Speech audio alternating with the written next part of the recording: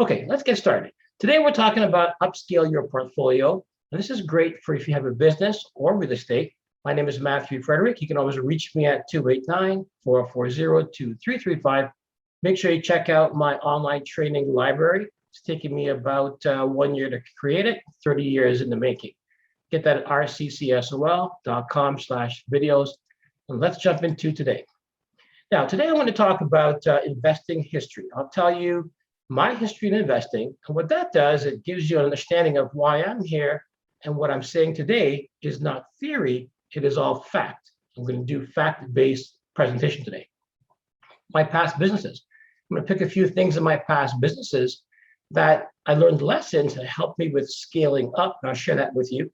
I'll talk about 4 truths that you need to know, truths that allow you to understand how to manifest wealth.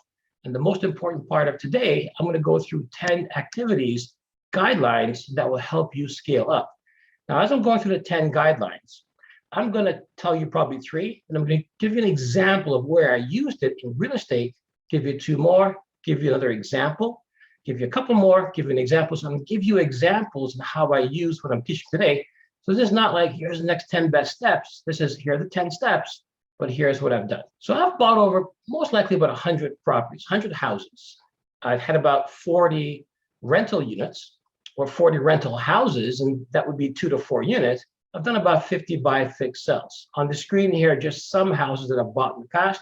Most of these have been sold. My first house ever is in the upper left-hand corner. And the last home that I had built for myself is the one I'm circling right now. Now, I've had a chance to buy cottages. Back in 2001, I bought 5 cottages. Today, I've sold all of them except for one. Thinking maybe I shouldn't have done that. I'll talk to you about how I got these cottages, how I scaled up to them as I'm going through this topic today. I'm going to talk to you a bit about today my quick Cape Coral properties, how I was able to get 3 properties in Florida. So I scaled to 3 as opposed to 1. I love Cape Coral. And if you look behind the houses here, these are all canals. And these canals are slipways, boatways. I also bought 3 houses in Arizona back in 2008. I'm going to show you today how I scaled up, not buying 1, but buying 3. And I love these properties. They're executive rental, which means I provide all the services. I take care of everything. I take care of the driver. I take care of the cook. I take care of the cleaner. I take care of the fitness trainer. And this actually is rented to corporations on 2-year leases, and they pay me a good sum so that when engineers and guests come from different countries, they stay here for the month as opposed to a hotel. And I also got into development. It's important to say that the properties you see in front of you, these development projects, I had to find $50 million for this. And if you notice how I build, the house that I'm circling right now in the upper left-hand corner, this is really a semi, side by side. We have a door, we have garage, we have a garage, then a door. People say, well, why do I build these houses? Well, if I were to build this as one house, I can probably sell it for $600,000. But as a semi, I build one big roof, I dig one big basement, I have one center wall that's common, and I can sell each for about $350 to $375, as opposed to just a one for $600. So I make more money this way. You notice all these are semis as well for these subdivisions. This one here is just our office for this subdivision. I do banks of 4 townhouses as opposed to banks of 5. Why is that? Because if you cut it down the middle, you notice we have a door, a garage, a door. It's really 2 semis attached together, a bit smaller because they're townhouses. That's just how I roll. And this subdivision is about $31 million I had to find, and therefore build about 113 houses. Most of these are all semis except for the one. That's our office in this subdivision. It's important to understand that because somehow I had to scale up to find this kind of money. I've also built projects, 23 unit and 50 unit condo buildings. That's about $20 million. These have underground parking. And now currently, what I'm doing, I'm building in Belize, and I love Belize. It's in Central America. And what we're building right now are 3-story houses where the first level and second level, we rent to expatriates, people who are retiring from England or from Australia, from Canada, also from the US. The third floor, we keep open for Airbnb, which means we can hang out there ourselves. Friends can go there, but it generates a lot of money. Good news is the first two floors are not seasonal. People are there the entire time. This is what we're building. And if you were to take a look at that picture, look at that. Look at the water. Feel the breeze. Smell the ocean. It's just incredible. Let me talk about some of my businesses that I've been involved in, tell you how I used a lesson from each one of them to help me scale up. A long time ago, probably 37 years ago, I was in Amway. Amway is, I think we all know Amway. Today it's not called that anymore. Let's now learn with Amway. And back in these days, by the way, we actually had to buy the parts and stick them in our garage. I couldn't get people to change their behavior. That's the lesson. Amway toothpaste tastes horrible compared to people's everyday toothpaste. So I learned that if I'm going to scale up, I'm not going to change someone's behavior. I have to understand that in the process. I worked for Primerica, but not as Primerica. I worked for a company called A.L. Williams. And again, that was like 30-something years ago. I met Art Williams. What I learned about this company is that you couldn't sell life insurance part-time. I needed my full-time job and needed to sell it part-time. So my lesson for scaling here that I learned is that you have to somehow duplicate yourself. You have to be able to be in more than one places at a time to make that work. The third thing was NSA, which is National Safety Association. They had these water filtration products. And these systems I would buy for $400. The larger companies who would buy 10 at a time, or 20 at a time, or 100 at a time, they would buy it for $350. Not buying it for $400, trying to sell it for $450. They're buying it for $350, trying to sell it for $400. They sell it for what I paid for it. Lesson that I learned is if you're going to scale, scale huge, because that large company knocked me out of business. So when you scale, scale huge. I did have a few autonomous businesses. I had bank machines, 3 at a time. And when you have 3 bank machines, not 4, but 3, you can't afford to pay Brinks, which means you got to take all this money and you have to put these really in sketchy areas. They work better. And you run from your car to the bank machine with your money, you stash it in there. That's pretty dangerous. Sometimes people will get really pissed off because they don't get the money out of it because they don't have money in their bank. And what they would do, they'd punch my machine and damage it. I mean, to me, look at that machine. It's like R2D2. Who would ever punch R2D2? With the car wash, it was autonomous because it was a hand wash. You wash it yourself. Still, people would smash into the median in between the stalls, or they would put phony quarters into the machine system and shut that stall down for a day. So it's not as easy as people think it is. So there's no such thing as an autonomous business. Where I found great success is joint venturing, where I had somebody there who had a vested interest in the business. So the lesson I learned when it comes to scaling is that you have to have somebody there who has a vested interest other than you. And the first restaurant, I had an incredible partner. I put half the money, she put half the money. She was an expert in the kitchen. I was more of a systems guy. I watched this grow from 1 restaurant to 7 restaurants in 7 different cities. And it was amazing. I'm no longer part of this anymore, but it was my first chance to see scale happening. And I had a pretty amazing partner in the process. Next, I got into a wellness clinic where I was able to put the money in and train my partner to be the person who was there and working with digestive cleansing. This ended up being 2 stores, and I'm no longer part of it. The next one below, the pool company, fiberglass pool company, we had about 5 of these across the country. So it's where I got a chance to not expand by city, but expand by province. And I thought that was pretty amazing. We packaged it, and years later, we sold it. It no longer exists under this name. And the last concept was Meeting in Motion, a senior day center, where we put together an upscale day center plus the entire program for activating people who were getting into early onset dementia. And instead of actually opening up the first location and opening up more, our competition bought us out on the first day we opened, paid a lot of money, and shut us down. So 4 examples of scaling where, 1, I've seen 1 store go to 7 in 7 different cities. I've seen another company go across the provinces, and the third company, it's a great concept, opened up and shut down right away. And those are just some points that you want to keep in mind. So far, I've talked a little bit about my investing history to show some credibility. And I also talked about my past businesses.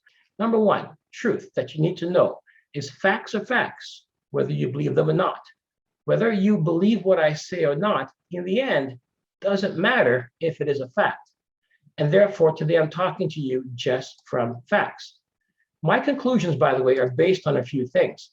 I've raised over $100 million in personal business. In other words, the 40 houses I talked about, the other 50 buy, fix, and sells that I didn't mention, the 27 buildings that I co-own with partners add up to over $100 million. And I joint venture with 80% of what I do. Also, with over 280 houses built in 3 buildings, that was a raise of $100 million. It meant I had to understand private equity, VTBs, which are vendor financing by the person you're buying from, private mortgages, and also bank mortgages. That's where I'm drawing some of my experience from.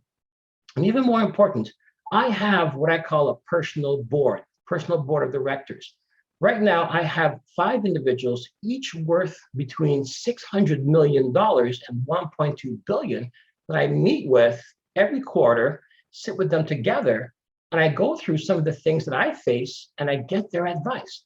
Now, these experts are experts in the financial services. That's where they built their money, real estate, pharmacy chain, clothing empire, also import-export, and folks from Canada. And the import-exporter is from the Middle East. He's from Dubai.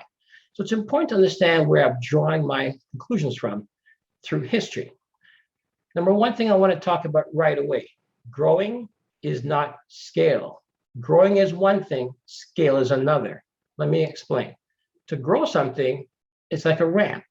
You're going over a long period of time and you're going slow. It takes about 21 years to get from point A to point B. That's called growing. Now, to grow, you need to know the math. You need to know the strategy. Let me say it again. To grow, you must know the math. You must know the strategy.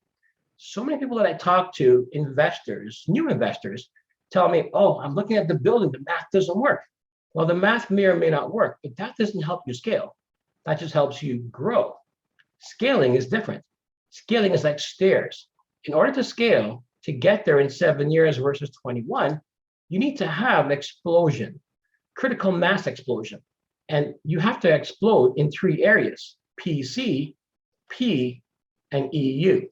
According to Stephen Covey, PC is production capability, meaning the ability to produce something, the ability to buy a property. Now, you may be able to prepare or build one shoe. And if you build one shoe with your machinery, then the shoe becomes production. Or you buy one house, your machinery allows you to buy one house, and therefore your one house is production. If the end user likes what you have, whether it's a shoe or a house, you may be able to increase the production, but you cannot increase the production unless production capability, the machinery, grows in order to give you production. So satisfied customer is great. They may want more. You can't just have more unless you have a system to create more. And to scale, you would get something, a machine that would create 50 pairs of shoes.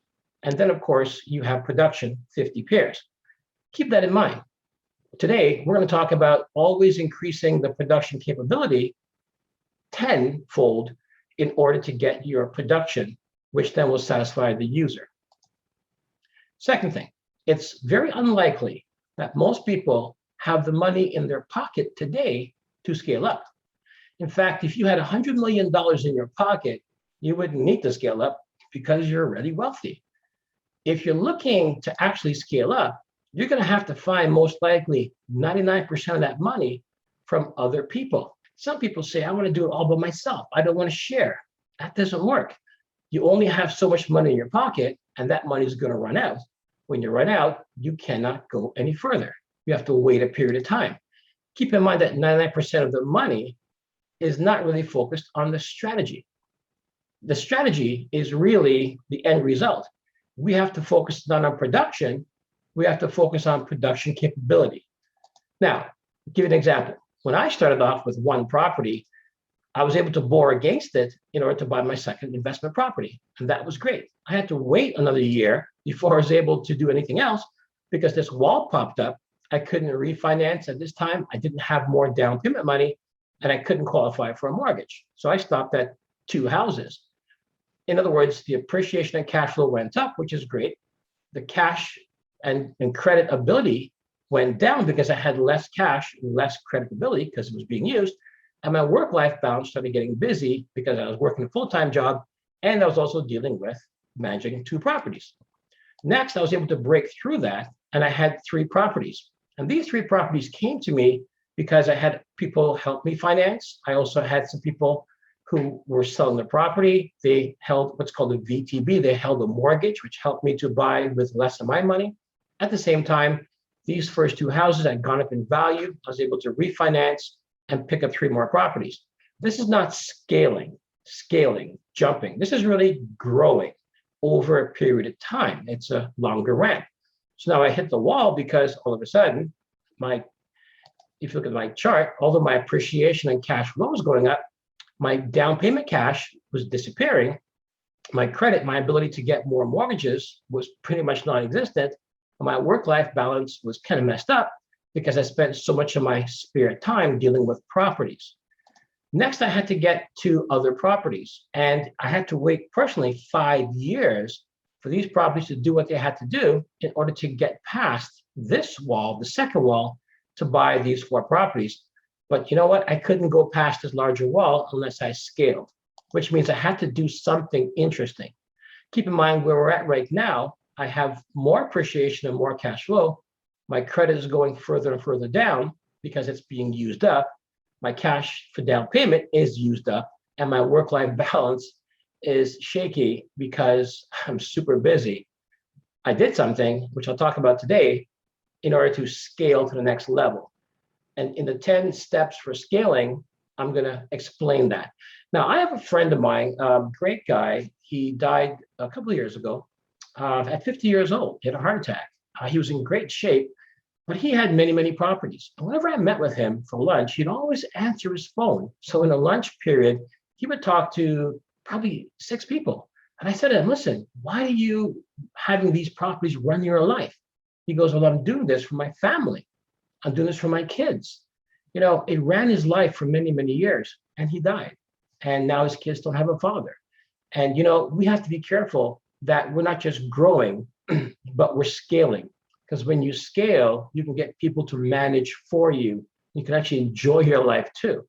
Because in this scenario, if you're not careful, although you're making more money, you're also losing ability to buy more because you're using up your down payment and you're using up your credit, and your work-life balance is going into the toilet.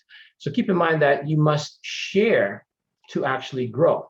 In order to get into this scenario, I had to share. I had to say, it's not just about me anymore. I need to open up and have other people come on in. Just like the stock market, if you want to grow, you have to sell shares. Keep in mind that going to the next level is 70% mental. I'll prove that today, 30% action, and only 10% about the property, about the math, which is important. But some people make that the main goal. I have lots of engineers, lots of mathematicians who say to me, let's talk about the math. You'll see today that the math is great, but it's only 10%. Let's jump on. Now, there are 3 ways pretty much to get money. Number 1 is a private mortgage, which is great. Private non-bank financing. It's good because it's easier to get them from a bank, and you might even get a higher LTV, loan to value ratio, meaning instead of the bank only giving you 80%, someone private might give you 90 or 100%. The problem is it's bad because in some cases, because it's a high interest rate and you have to pay an administration fee. You may have to pay 2-3%, and you have to pay it off sooner, because if I give you $100,000 and I charge you a $3,000 admin fee, I want that money back. So next year I can charge somebody else admin fee when I loan it out to them. And then a year later, when I loan out that money again, I'll charge another admin fee. So they want to turn their money around. But this is good for short-term stints where you're going to probably refinance your property and pay off this higher interest. The second thing is what's called a vendor take-back mortgage. And if you look at the diagram on the right, let's say you buy a building for $1 million and you put down 200,000.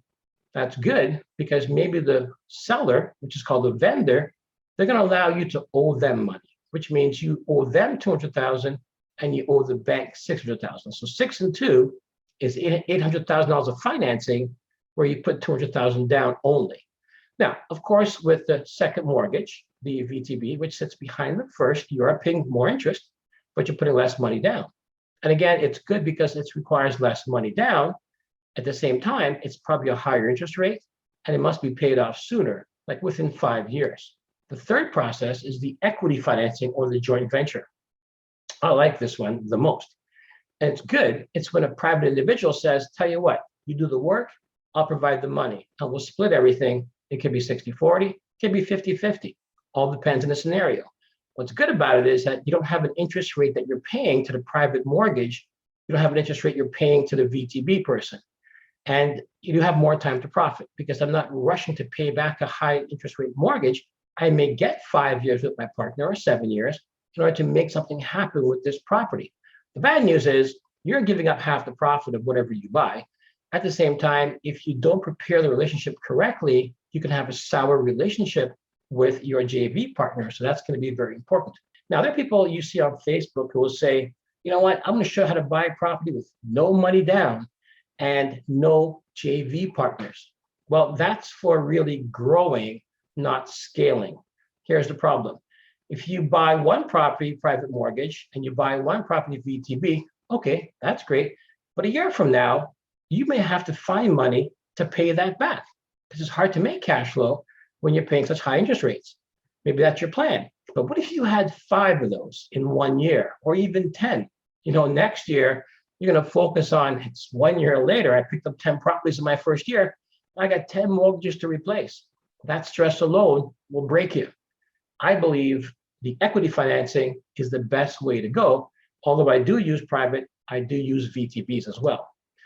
VTBs and private are good, but for scale, you need to understand JVs, and that's very, very important. Now, let me go into my personal routine before I jump into the next section with the 10 guidelines that we go. My personal daily routine goes this way. I have a pen and a pad beside my bed, or even a recorder, and here's why. I have what is called lucid dreams, which means before I go to bed, I program myself, and it's taken over a year to do. I say to myself, you're about to go to sleep. At some point, 1 hour before you wake up, I want you to be more conscious. Realize that you're dreaming and think of a problem that we're facing today. After a while, I found that before I wake up, I'm dreaming about a problem. I'm able to actually go back and read a book that I read in grade 10. I can see diagrams word for word. We don't lose the memories, they're there. We just lose the ability to recall. And I find that I'm able to solve some of those problems while I'm sleeping. I can even go back and reverse and try another routine. It's important, though, critical to write it down as soon as you wake up, because if I don't write it down, I'm going to forget it right away. So lucid dreams, it's really a gift from your subconscious to you, giving you solutions that you may need for that day. Second thing is you got to learn something new. Every time I expand to the next level, when I was 31 years old, I was still teaching at the college level, and I wanted to get more into commercial real estate. And what I did was I took 5 months off, and I actually bought 52 books. It's the only time I've ever read so many books in my life. For that 5-month period, I actually borrowed $50,000 from the Royal Bank in order to be able to spend 6 months. I read 52 books, and what I did with them is I actually created this amazing book. And this is a summation of the 52 books that I've read, all different disciplines. Why did I do that? I wanted to expand the gray matter. I wanted to create more real estate up here in order to use that extra real estate to be smarter in order to do something new, like commercial. For instance, I remember years ago when I wanted to get into development, going from commercial to development, I learned Italian. Italian was a difficult language for me to learn, but learning Italian created more gray matter and more white matter up there, more real estate. I was able to tap into that real estate to then be better at what I was doing. Studies do show that when you learn languages, it increases volume and density of gray matter, the volume of white matter. So this year and next year, I'm trying to learn Mandarin, Chinese, and also Russian. Third thing is you need to have a trigger. Now, some people, they get triggered by coffee in the morning. Now, caffeine's okay. I've decided to trigger with something that's very difficult to find, which is cinnamon. There are 2 types of cinnamon, Ceylon cinnamon, cassia cinnamon. Ceylon is the healthier one. Cassia becomes toxic if you take it too much. And that's an antioxidant, that's an anti-inflammatory. It's great. I know this because I had 2 digestive wellness clinics, and that's my trigger to start my day. So make sure you have a trigger, just like a car has a key. Okay, so we've gone through my investing history to show you my credibility. I've gone through some of my past businesses to show you a few lessons that I've learned that I use towards scale. I've talked about some of the truths that I require to understand moving into becoming wealthier. Now let's go through the 10 scale guidelines in order to actually scale up. First lesson, very critical. You need to realize that once you begin to scale, you are in the HOV lane. The HOV lane is that lane where you can have 2 people in a car, and that lane goes super fast while you're stuck in traffic. I think you know that. We have to manage both our enemies and our frenemies, or you're not going to be able to scale correctly. Now, we all know how you manage your enemies. They say you keep your friends close, but your enemies closer. And why do you keep your enemies closer? Well, if you don't monitor your enemies, then you'll be shocked or surprised when they do what they do. So it's a lot easier if you monitor them to plan and counter them. In today's world, it's crazy. People just pick sources of information that they agree with. So somebody might go this way and someone might go this way, and they don't talk to each other. It's important to talk to people that you don't agree with to understand who they are, because we have to do business with them. We cannot just go into our own silos anymore. That will destroy the country. Now, the important thing I want to hear today is about your frenemies, which means people who wish you publicly well, but there's a rivalry and a jealousy undertone. And that could be damaging when you're starting to scale. Now, some of you are saying to me, well, I don't really have frenemies. Well, you ever been in traffic and you're stuck in traffic and someone is in that HOV lane and they're zooming by you, zoom, zoom. How do you feel about those people? Do you say, I love them? You know, wherever you're going is more important than me. Godspeed to where you're going. I'm okay here in traffic. Don't you feel a little bit, I want to kill those people? Don't you have that kind of feeling? Well, that's what happens when you begin to move. Once you're moving, your friends look as though they're moving slower. They actually feel as though they're inadequate in your presence. And sometimes you're going to realize that you get advice that may not really be beneficial. So don't forget, when you start moving, you're in the HOV lane. Not everybody loves people in that lane. So as Stephen Covey says, you need to understand who is on your power team, who is your friend, who are your employees, who are your partners. Do not get people who are dependent. A person who's dependent always says, it's not my fault, or I had no control. You don't want that person in any of those areas. A person who is too independent is a problem also. They always say, my way or the highway. They say, I never lose, you lose, or they say, I'm always right. Those 2 people, if they're in your circle, friends, associates, employees, partners, that is the essence of destruction at the core of your scale. Make sure you find people who are interdependent, who do believe in win-win. And win-win doesn't mean we win equally. Maybe I get a better price, but you get to move into another realm of your life sooner. So win-win doesn't have to be equal. It just has to be equally as important for each person. The second thing is you need to set the stage for your future self. Do not compete against other people. If you want to scale, do not compete against other people. If you compete against other people, you will only grow, and grow is long and slow. To scale, you have to understand that you are responsible to the person that you're going to become. So your future self will hold you responsible for the activities you do today. Now, my sister, I love her, she moved from Oklahoma to New York, and over the last 4 months, she had a very difficult time trying to close a deal on her future home. And we talked about it on the phone for over 4 months, and everything that can go wrong went wrong. And she was about to quit many times. I talked her through it. It's funny, last week, she was showing me pictures of all the great things she was doing to her house.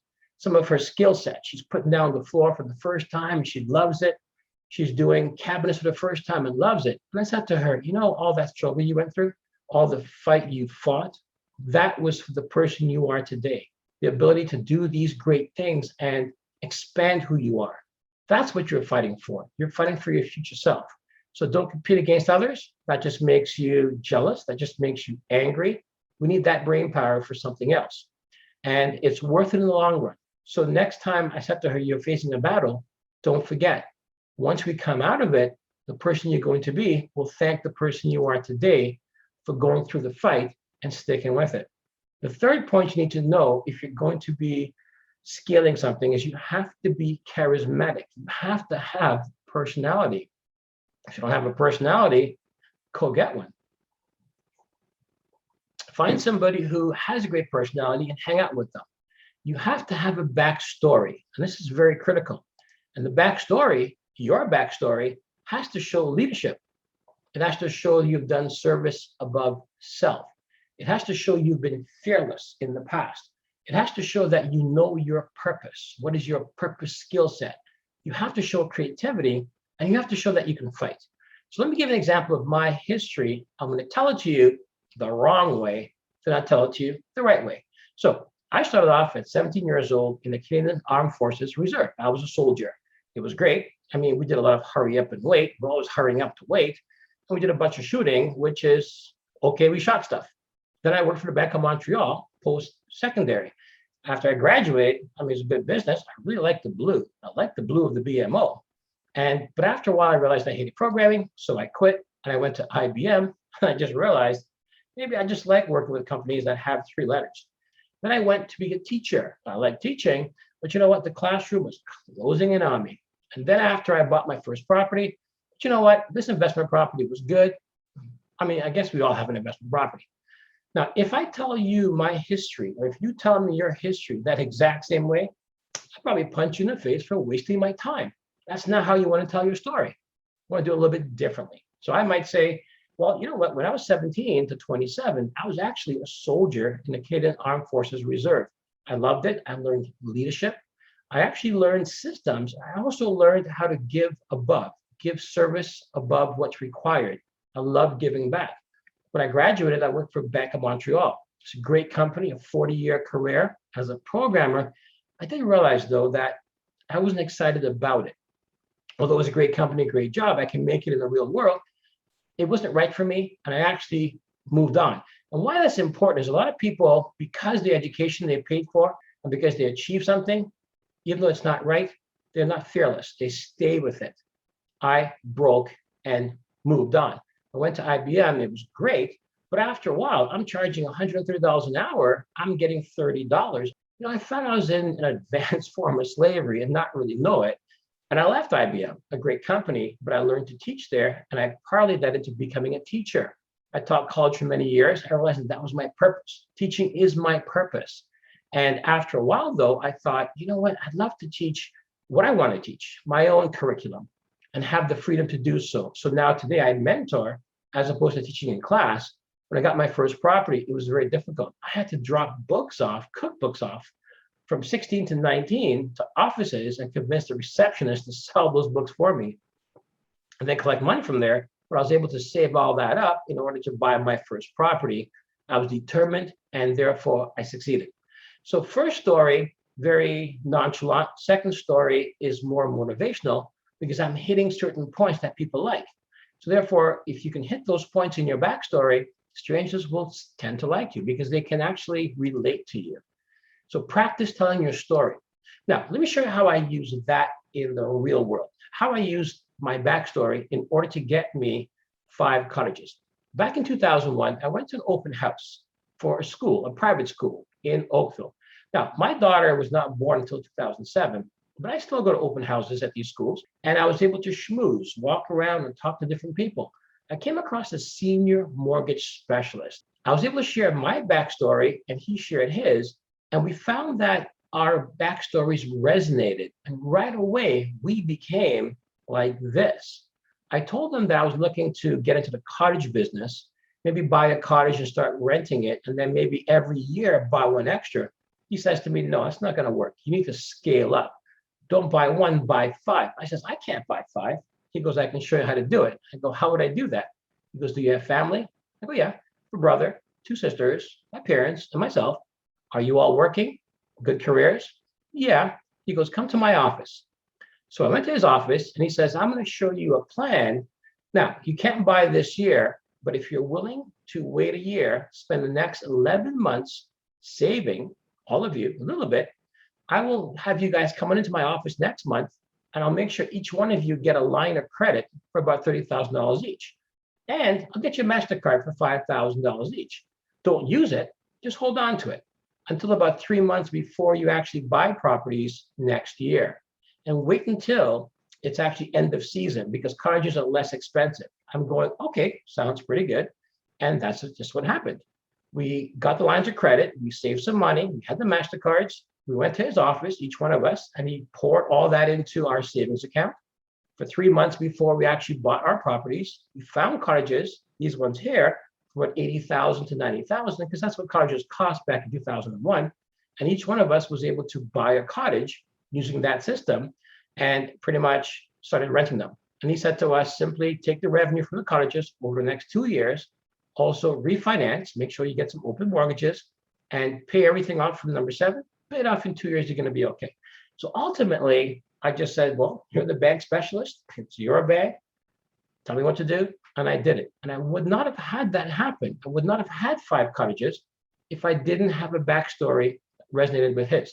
I do want to say to you that I'm not a mortgage agent. There's a disclaimer on the screen. I'm not telling you that this is a financial solution for you. I'm just telling you history, a story of how I got these cottages financed, all 5 of them in the past. Keep in mind, everything in red right now, that is from scale. Everything in black is growth, is from the math. Notice how without the scale, you wouldn't even have number 7 or number 8 or 9. And that's the difference between scale and growth. Now, next thing I want you to do is have a personal board of director. What do you mean by that? Well, don't companies have boards of directors? They do. But I want you as a person to have a board of director also. What do I mean by this? Well, people generally get a board of directors, not when they have 1 employee, not when they have 24 employees, but they wait till they get to a lot more, 30, 40, 50, 100 employees, they incorporate and they get this board of directors. Same thing with people. When they buy 1 house, they don't need a board of directors. When they buy 4, they don't. But when they get bigger, a bunch of houses, a bunch of buildings, maybe some development, they incorporate and get a board of directors. You do not need to incorporate to have a board of directors for you personally. What am I saying? Yeah, I have a company and it's got a board, but me personally, from day one, I always had a few people who were in better position than myself sit down together over lunch, and they were my personal board of directors to which I was able to bounce things off of them, getting their advice. So I believe right from the start, you should have a personal board of directors, and that's going to help you to grow. And why is it important? Because my personal board of directors, they pretty much have lots of credibility. So if I'm buying something, I can say, well, do you know John Smith? John Smith is on my board of directors. And they say, well, if John looks at this and John likes it, I like it too. Also, great connections, which means I get some insider deals. And also, I get insider information that somebody wouldn't get if they're not dealing with somebody at a higher level when you're beginning. And of course, expert advice. Sometimes I sit down and I hear my accountant and my insurance agent and my lawyer and my mortgage agent and my realtor, and they give me advice on the same topic, but the advice looks like this. Because although it's the same topic, each person gives advice based on their perspective. And it's screwy and it's messy. So therefore, it's always great to have an expert that I can sit with and have them talk me through the process. Who should be on your board? Well, I think anybody in the financial services, a doctor or dentist. I think a top realtor, maybe a builder, maybe a lawyer, a real estate investor, maybe a commercial investor, someone in the community, like a local art celebrity, community organizer, and even maybe a police or a firefighter, EMT, someone in essential services. You don't have to have like 10 board members. You can have only 3 if need be, but you should create that. Now, where do I find board members? Well, it could be professional clubs like Rotary International. It could be community events like the Mississauga Arts Council. I may try to be on a council like that, or maybe try to go to the shows that they have. It may be a charity thing where I'm volunteering my time with other people who are of high caliber, who will volunteer their time also. It could be a grand opening. A couple of years ago, I went to a Chinese bank in Markham. That was a grand opening of it. It's a private bank, and I met a lot of people. And it was amazing. Or you might even go to the city and say, do you have any committees that you're setting up? Can I be on a committee? And you'll find that you're rubbing shoulders with the right people. And when you build trust with them, they can be on your personal board. Now, how do you convince a member? Well, you have to understand what each member's pet project is. There's a lady named Elizabeth Holmes, and she was with Theranos. And right now it's going through the courts. She raised about $1 billion. And I'm thinking, how does a 21, 22-year-old raise $1 billion? One of the ways she did it was to have a great board of directors. And she understood the pet project of each board member. There's a general, and he invested his personal money. Plus, he put his credibility on the board. Now, what does he care about Theranos? Because they had this concept where if you prick your finger with one little bit of blood, you can actually test 100 things in a small system. Now, that never worked. That was too aggressive. She probably should have gone for, testing for 2 things, which is more reasonable. But as a battlefield commander, seeing that this device could be on a helicopter while a wounded soldier is getting tested, he saw his project, what was important to him with this device, and therefore he bought into it. And that's important. We also had Henry Kissinger and Schultz, who was Secretary of State. They bought into it because they're always helping people around the world. And they're thinking, wait a minute, a small village somewhere in a third world country, you have this little device that can test AIDS and 100 other things. See, they're seeing what can be done with it. In my case, I've always attached what I do to a certain charity. That charity might be for women and kids who are abused, to pay for a location for them. And I may dedicate one of my houses, the cash flow from it, a month, maybe $500 a month, going directly into that. And my board members who buy into that, who like that concept, they say, well, if you're doing that, I'm going to be on your board. So I'm going through this very quickly, but I'm just trying to give you an understanding of exactly where I find board members. Next point is, how did I use my board to actually do something in real estate, to scale? Well, there are 5 houses here, and I used one of my board members to help me get these 5 houses. Let me demonstrate. I went to a Rotary International club, and I joined it. It was a breakfast club out of Hamilton, going back now over 30 years ago, and at least 25 years ago. And I volunteered. I volunteered for something called Riding for the Disabled, where you grab a kid who is physically, intellectually, and sometimes emotionally challenged, and you put them on a horse, and somehow as you're walking that horse in a circle, and I'm on one side and another Rotary member is on the other, the child who is in the dark and the horse is in the dark, somehow they find each other. And it's amazing to see these 2 connect and come alive. When you look across at the mom, she's like, for a moment, a breather.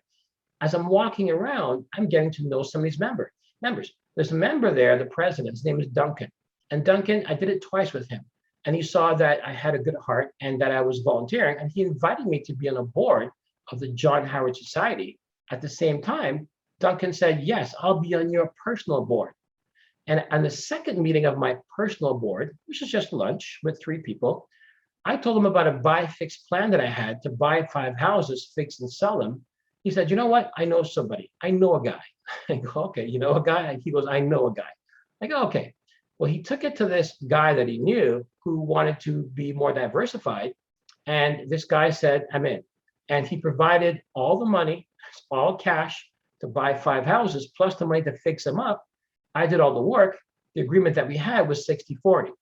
Although he put all the money, I didn't get paid to do the work. So therefore, we split the profit 60-40 as opposed to 50-50. But in the end, he got 40% of the profit by just putting his money in. I got 60%, but I had a vested interest. And that's how I use my board, just one example of it. And there are many more examples in order to actually get 5 properties. I didn't have to put any money down. Very, very important. Keep in mind that everything you see here in red is scale, and the rest is just growth, the math. I could have had 1 property. Now, what's an idea or concept that is new? Well, what's new is BRRRR, buy, renovate, rent, refinance, and repeat. This process here is what's been working for the last decade. Now, why is that current? Well, because we have low interest rates. For most of my investing time from 92 to 2009, interest rates were not 1 or 2%, they were 6%. Properties today appreciate 15%, even if you do nothing to them. Back in my day, they were going up 5%. And then at the same time, rents back in my day, a two-bedroom would be around $650. Today, a two-bedroom is $1,650. So for the last decade, Burr has been the great equalizer. Self-storage over the last 2 years, because there's so many condos, people are sick and tired of storing what they have in little small cages that are see-through. And you're having 2 or 3 young people now living together with a lot of stuff. Self-storage is working pretty good. And at the same time, older folks are downsizing, but they can't get rid of their stuff, leaving that 5-bedroom home, they put it in self-storage. Multifamily is now, it's doing great because it's greater cash flow, but you have somebody managing it. What's coming soon? Probably modular builds, building in a modular way, whether it's a house in the backyard, whether it's a multifamily building, modular is on the way. So you have to understand what is happening. You always want to look upriver. Of course, upriver has a lot of clutter. What do I mean by upriver? Well, what do I mean by hard? When I look for property, I can always go to a realtor and say, give me what's in your pocket, any special deals. That's pretty easy if I have a good relationship. Or I can go to the MLS, multiple listing service, and find stuff out there. But guess what? There's lots of competition. I can go to a FSBO, for sale by order. Maybe they want to sell their property. But what's very hard and what I do is I go to properties that are not for sale. I see a house that I like, and I talk to the owner, try to convince him to sell it or convince her to sell it. That is hard to do, but that's great because I'm able to get a better price. I'm able to not worry about competition. I have all the time that I need because they were not selling it, and I can get all my conditions and clauses in there, put a small deposit. So it's upriver, but I benefit. Even when it comes to money, it's easier to go to a bank. Private lending is a bit easier, but what's hard to do is create joint venture partners. I mean, for someone to give all the money and take 50% of everything with that mindset, some people have an issue with that. But people have to realize that's been going on for 10,000 years. It's part of procreation. One person, 3 minutes, that's a down payment, the closing costs, that's the mortgage. Next person, 9 months. That 9 months carrying a baby is a lot of work. As far as I'm concerned, when somebody is my JV partner, they're doing 3 minutes, I'm doing 9 months. And guess what? Kids are 50-50. So it exists. When it comes to people, I can always find someone to rent my units through a realtor. That's a lot easier. Or I can place ads and try to screen them. I do what's harder. I get niche tenants, which means I go to Facebook, for instance. I'll jump into an engineering Facebook group or a pilots group or a dentist group, and I'll try to see if any of those folks want to rent from me. Now, I'm not an engineer. I might just say, I'd like to get into your group because I'm thinking of being an engineer, or I'm thinking of being a pilot, or I'm thinking of being a dentist. And generally you get in and then you understand what's happening. So I tend to rent to niche people. That's what I do. It's not easy, it's hard, but that's what you want to understand when you're actually trying to scale. Got to get in early, so don't miss the train. Now, some people think that the world rotates around their timeline. That's not true. The train may never come back.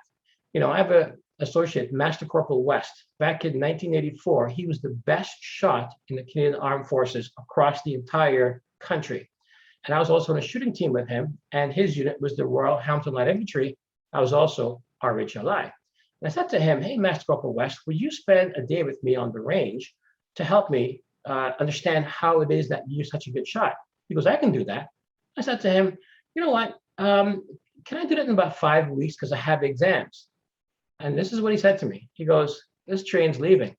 I'm not sitting in a corner eating my porridge like a spider.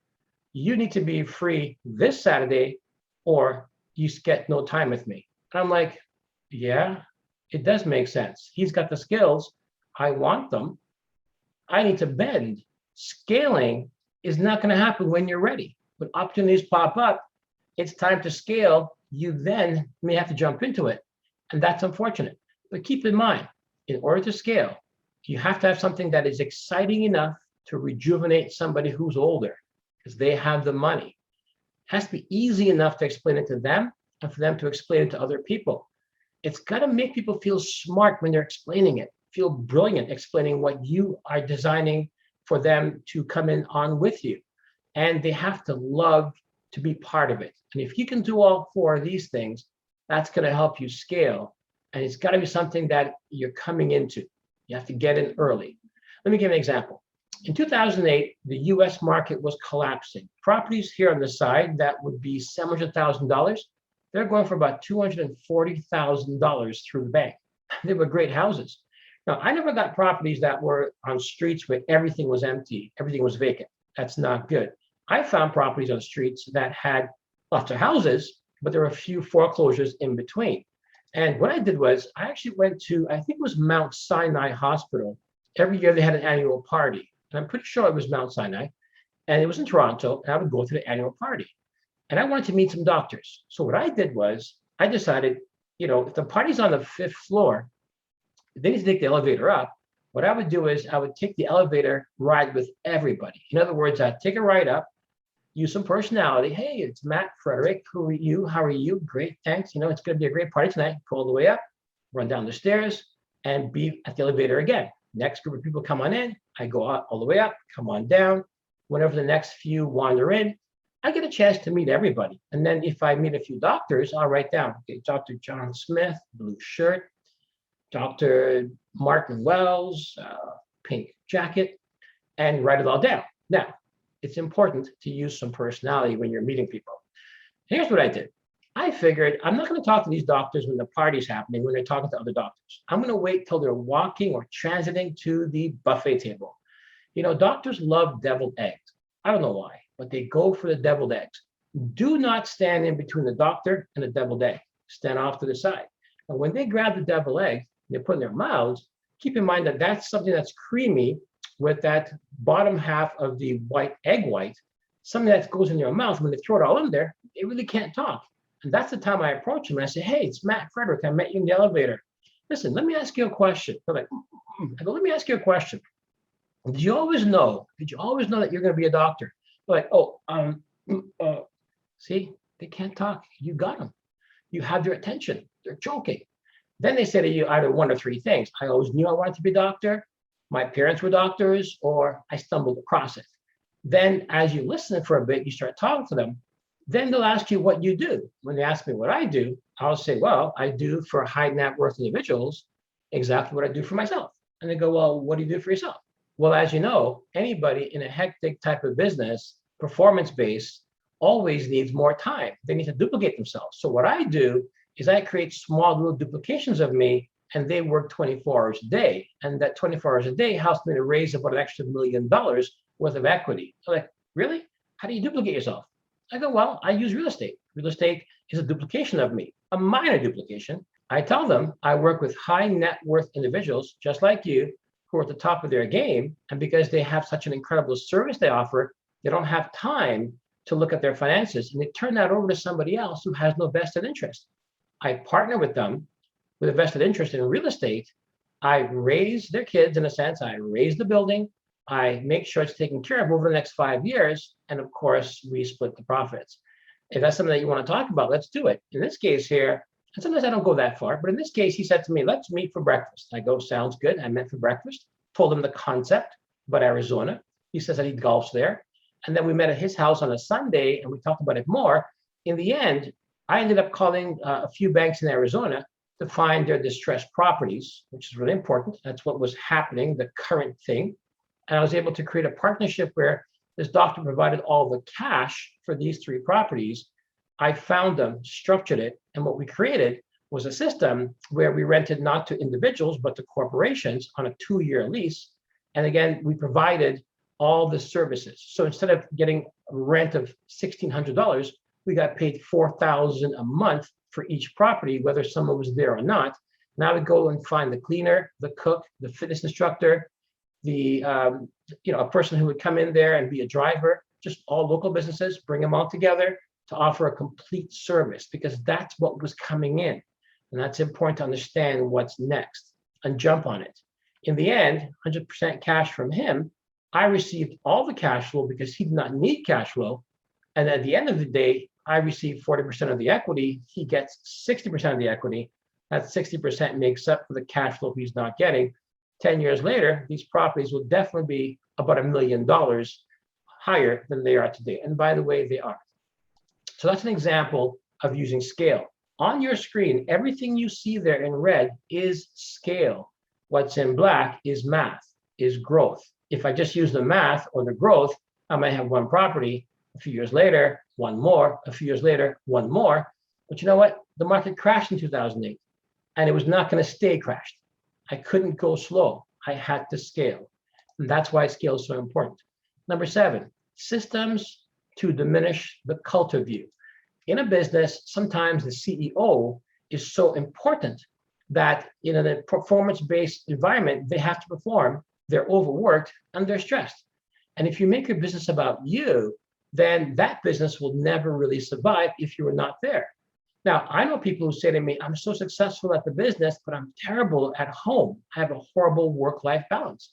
I tell them your business is not successful. Either both are successful, the business and home, or neither.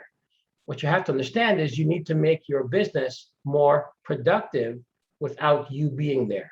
And therefore, you have success in your business as opposed to it being a cult of you, worshiping you, and needing you. And therefore, you have more time for your home life, and the balance of both. That really is success. So the business must work even with little input from you. You should be the person managing it from the top. You should have a great team, and make sure you give that team responsibility and accountability. Make sure you have roles and procedures. It's important because when I got to about 18 houses, I didn't find myself wealthy. I found myself tired. And that's the bottom line. Every time the phone rang, back in those days, I guess it was flip phones, it was never, Matthew, how was your day today? It was always problems, problem here, problem there. That's a busy lifestyle. And that's why it's important to scale up right away in order to pay a property manager, afford that manager to let you now scale up again and again. Very, very important. Systems always win, by the way. If you just had skill, but not a system, someone with system and skill will beat you. I heard a commercial a few years back, and I think it's a great example. Who's going to win a race, a 10-year-old girl or last year's Tour de France winner? Obviously, last year's Tour de France winner is going to be a 10-year-old girl. But if he's got a tricycle, 3 little wheels, and she's got a bicycle, 2 big wheels, she's got a better system. And that bicycle, better system, will beat the tricycle every single time. So my production capability, my machinery has to be able to be ramped up into a greater system to have more production. In other words, to make my end user happy. How did I use a system to actually find $12 million to buy this building? Well, let me share it with you. I called a company in Alberta and I said to them, I noticed you guys are building and you go to the same 6 people because I pulled title on your projects, and you will buy land today.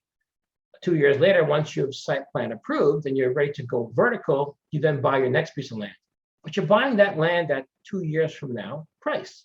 Why don't I show you, come over there, show you how to raise money to buy 4 pieces of land and at today's prices. And once you finish your one set, then of course you can start that next piece going, but at today's prices. I'll show you how to option that land, how to put something down to hold it at a great price, and then at the right time, pay the rest of it. They said to me, nope, don't come out here. I flew out there. It was a Tuesday morning, and I said, I just flew 3.5 hours, 3,000 kilometers, and I will have 1 hour of your time. They're like, wow, we said don't come out, and you came out. I go, I need that 1 hour. After that 1 hour became 4 hours, we came to an agreement that they did need my service, that I was going to create a system in order to bring in more investors. And therefore they said yes, and we worked out a plan.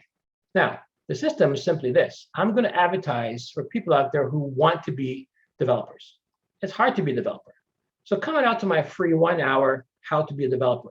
When they came out, I reframed it. I made them realize now is not the time to be a developer.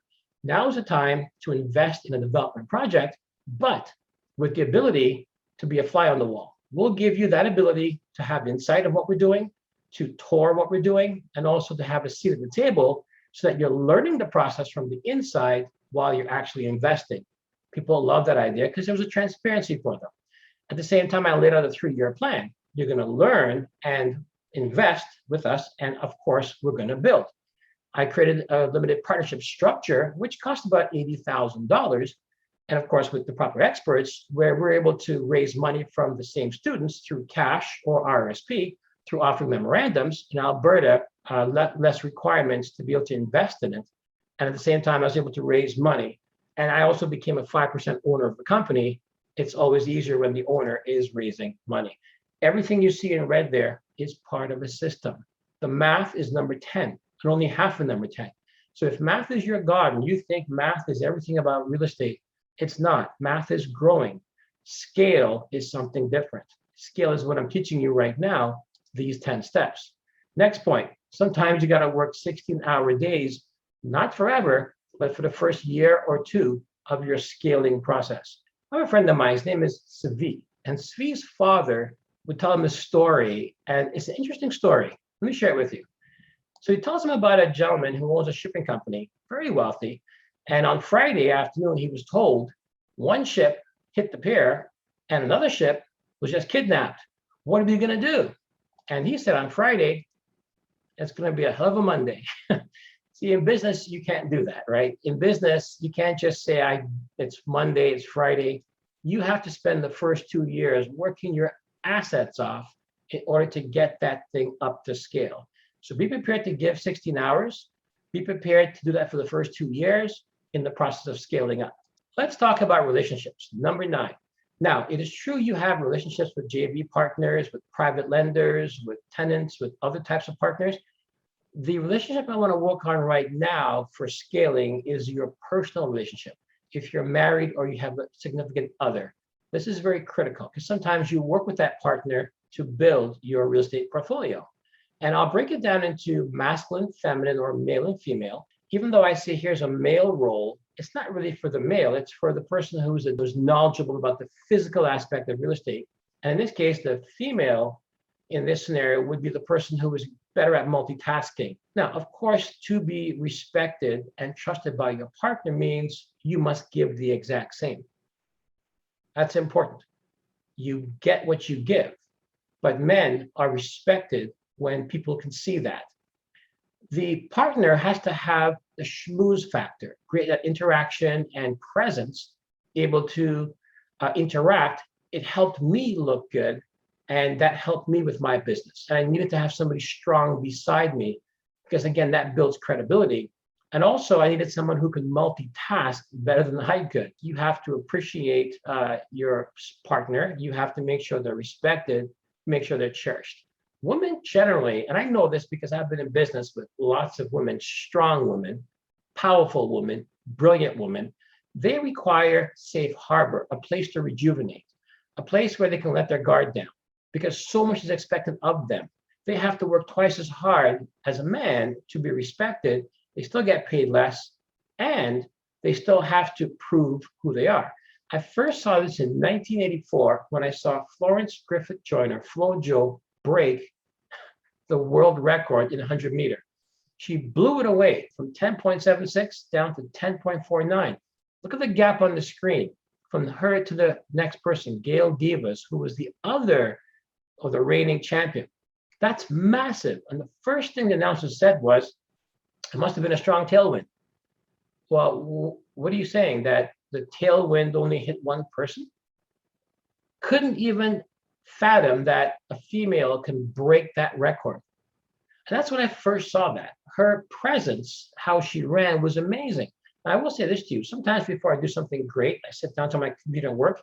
I might pull up an old footage of this on YouTube and watch her stride. Her stride is perfection.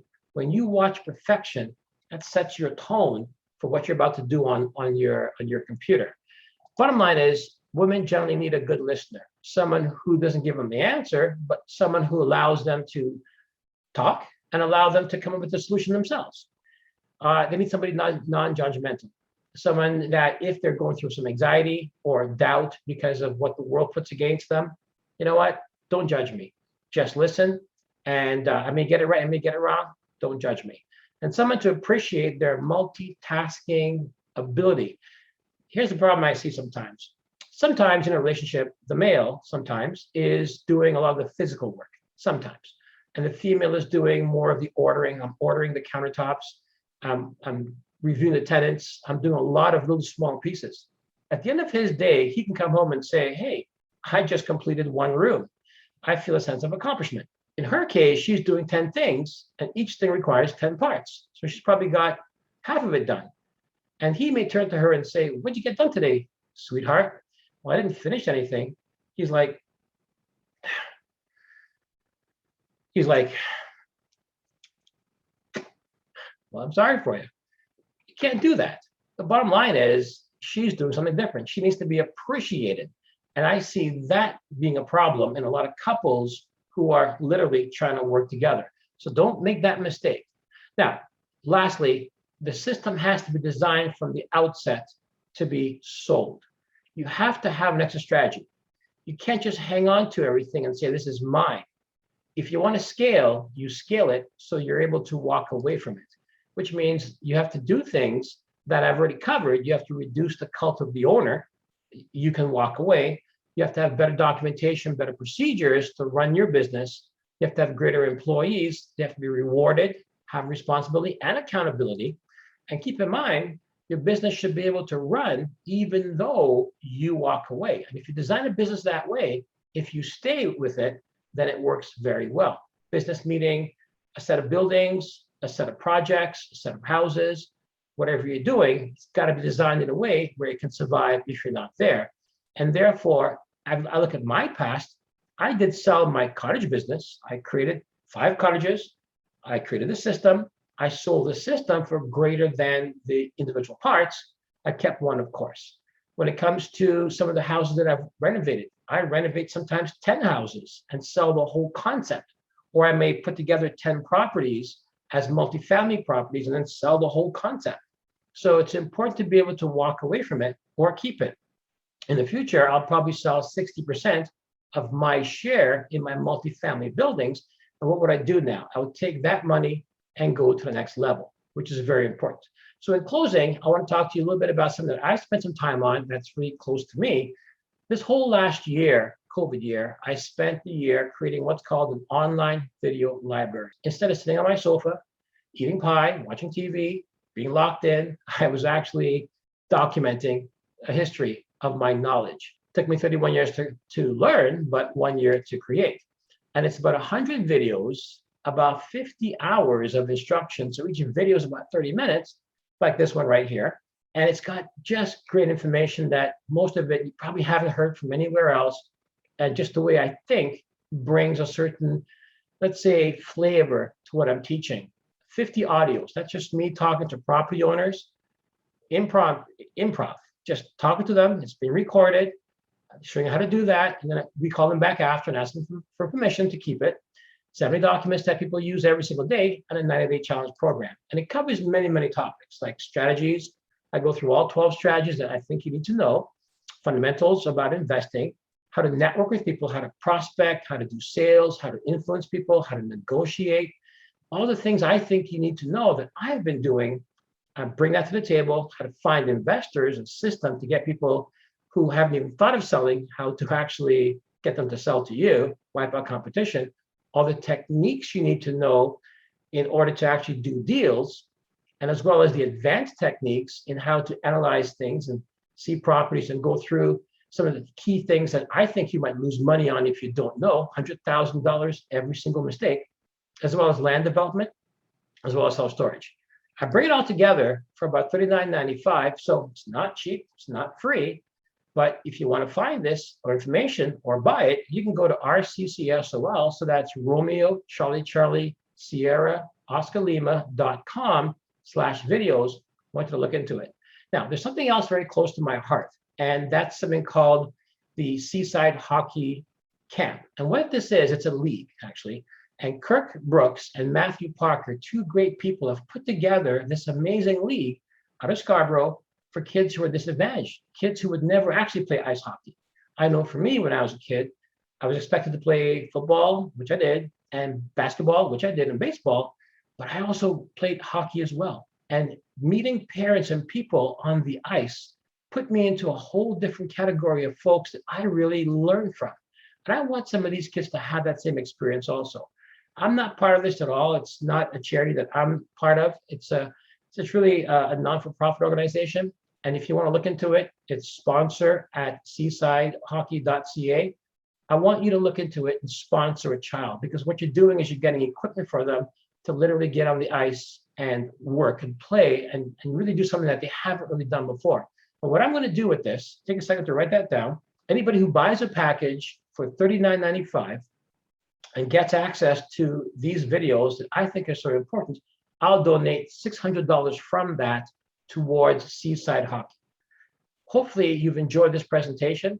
Make sure you go through it over and over again. These are some good points I want you to have. Mathew Frederick signing off. Thank you for being here.